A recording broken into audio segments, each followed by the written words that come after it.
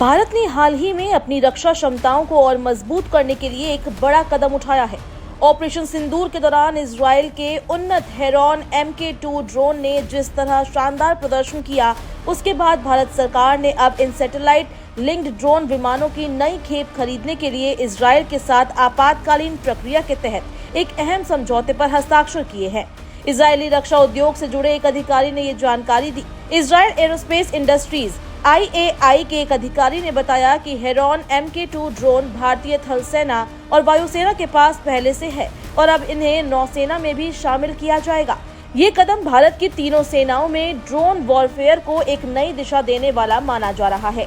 अधिकारी के मुताबिक सितंबर में रक्षा मंत्रालय ने 87 MALE ड्रोन की खरीद के लिए RFP प्रस्ताव के लिए अनुरोध जारी किया था। इसमें मेक इन इंडिया कार्यक्रम पर ध्यान केंद्रित किया गया था। अधिकारी ने कहा कि हमारे लिए भारत एक प्रमुख ग्राहक है। हमारी साझेदारी 3 दशकों और कई पीढ़ियों से चली आ रही है। हेरॉन MK2 की तकनीकी क्षमताएं इसे दुनिया के सबसे भरोसेमंद सैन्य ड्रोन की श्रेणी में रखती है। ये ड्रोन 35,000 फुट की ऊंचाई पर उड़ सकता है और लगातार 45 घंटे तक हवा में रह सकता है। ये क्षमता इसे लंबे मशीनों, निगरानी और खुफिया अभियानों के लिए बेहद उपयोगी बनाती है। दुनिया भर की करीब 20 सैन्य संस्थाओं में ये ड्रोन पहले से तैनात है और अब भारतीय नौसेना के जुड़ने से इसकी तैनाती भारत के समुद्री सुरक्षा ढांचे को और मजबूत करेगी। भारतीय समुद्री क्षेत्र में बढ़ती चुनौतियों, इंडो पैसिफिक क्षेत्र में सुरक्षा दबाव और चीन की बढ़ती गतिविधियों को देखते हुए ये कदम रणनीतिक स्तर पर बेहद महत्वपूर्ण माना जा रहा है। उन्होंने कहा कि IAI का इरादा न केवल इन उन्नत प्रणालियों की आपूर्ति करना है, बल्कि भारत में इनका निर्माण भी करना है। कंपनी भारत में इन प्रणालियों का निर्माण करना चाहती है, इसलिए ये हेरॉन का भारतीय संस्करण होगा। इस महत्वाकांक्षी दृष्टिकोण में प्रौद्योगिकी हस्तांतरण के लिए महत्वपूर्ण प्रयास और 60% से अधिक भारतीय विनिर्माण सामग्री के इस्तेमाल का लक्ष्य शामिल है। इसी के साथ भारत की एक और महत्वपूर्ण रक्षा परियोजना में भी इजराइल अकेला दावेदार बनकर उभरा है। भारत 6 नए एयर टू एयर रिफ्यूलर यानी हवा में ईंधन भरने वाले विमानों की खरीद की योजना पर काम कर रहा है। ये सौदा मेक इन इंडिया कार्यक्रम के तहत जारी किया गया है और इसके लिए विक्रेता कंपनियों को कम से कम 30% भारतीय सामग्री का इस्तेमाल करना अनिवार्य है।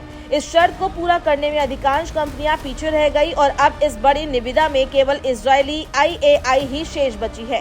IAI के वरिष्ठ उपाध्यक्ष ने ये नहीं बताया कि यदि ये सौदा उनकी कंपनी को मिलता है तो विमानों का निर्माण किस ठिकाने पर होगा, लेकिन रक्षा सूत्रों की माने तो योजना ये है कि 6 पुराने बोइंग 767 विमानों को बड़े पैमाने पर मॉडिफाई करके एडवांस्ड रिफ्यूलर एयरक्राफ्ट के रूप में भारतीय वायुसेना को सौंपा जाएगा।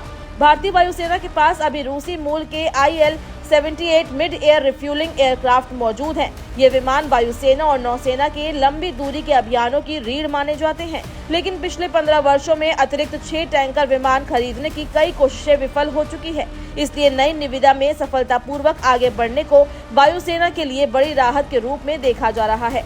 इजराइल के साथ इन 2 बड़े रक्षा सहयोगों से साफ होता है कि भारत अपनी सामरिक तैयारियों को तेजी से आधुनिक बनाने की दिशा में आगे बढ़ रहा है। ऑपरेशन सिंदूर के दौरान हेरॉन MK2 की सफलता ने यह दिखाया कि आज के युद्ध क्षेत्र में उन्नत ड्रोन कितनी निर्णायक भूमिका निभा सकते हैं। चाहे सीमा पार निगरानी हो, लंबी दूरी के मिशन हो या समुद्री सुरक्षा, भारत अब अपनी रक्षा तंत्र में ऐसी तकनीकों को प्राथमिकता दे रहा है जो आने वाले वर्षों में निर्णायक क्षमता प्रदान कर सके।